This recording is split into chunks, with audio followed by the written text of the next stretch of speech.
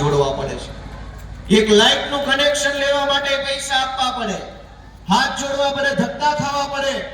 ભાઈ લાઈટ તો ક્યાં મોજ શોખની વસ્તુ છે કે કનેક્શન લઈને માણસ ખાઈ જવાનો છે।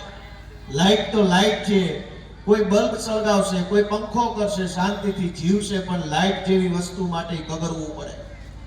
નાનામાં નાની વસ્તુ માટે આપણે કગરવું પડે, હાથ જોડવા પડે, ભાઈ સાહેબ બાપા કરવા પડે, અને તોય સાહેબોને પૈસા ના કામ ના થાય એવી પરિસ્થિતિ ગુજરાતમાં છે। પણ સાંભળવા વાળો કોણ?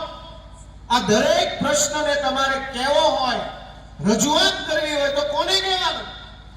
કોઈ સાંભળે એમ નથી। આખા ગુજરાતમાં આપણા પ્રશ્નો, ગામમાં ભાજપના આગેવાનો ઘણા હોય, પણ પ્રશ્ન સાંભળવા માટે નહીં, ગામને દબાવવા માટે થઈને આગેવાનો હોય છે।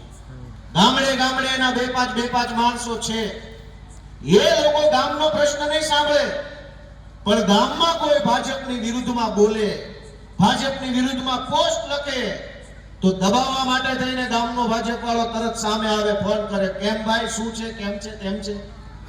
હમણાં તમે અમરેલીનો ઓડિયો સાંભળ્યો હશે, ખ્યાલ છે બધાને?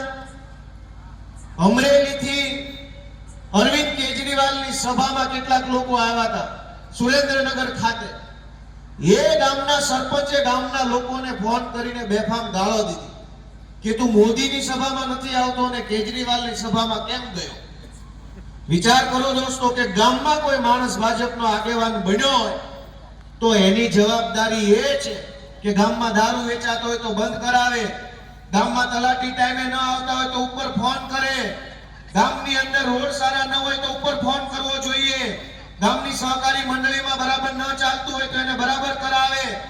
આ બધી જવાબદારી ભાજપના માણસની હોય, પણ એના બદલે ભાજપનો માણસ એ ધ્યાન રાખે કે આ ભાંડુ ગામમાંથી કોઈ ભાજપના વિરોધમાં જાય તો એને હું ધમકાવું, તારો પ્લોટ ખાલી કરાવી નાખું, તારું પાણીનું કનેક્શન કાપી નાખું, ત્યાં રેડ પડાવી દઉં, તારે ત્યાં આમ કરાવી દઉં। મિત્રો, કોઈ સાંભળવા વાળું નથી આજ ગુજરાતમાં આમ જનતાનું।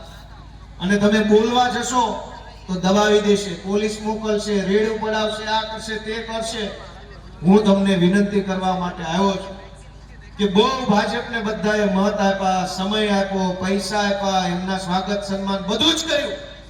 એક વખત તમે બધાએ ભેગા મળી અમારી જેવા જુવાનિયાઓને તમારા આશીર્વાદ આપો તો અમે ગુજરાતમાં ઘણું સારું કામ કરી શકીએ છીએ દોસ્તો।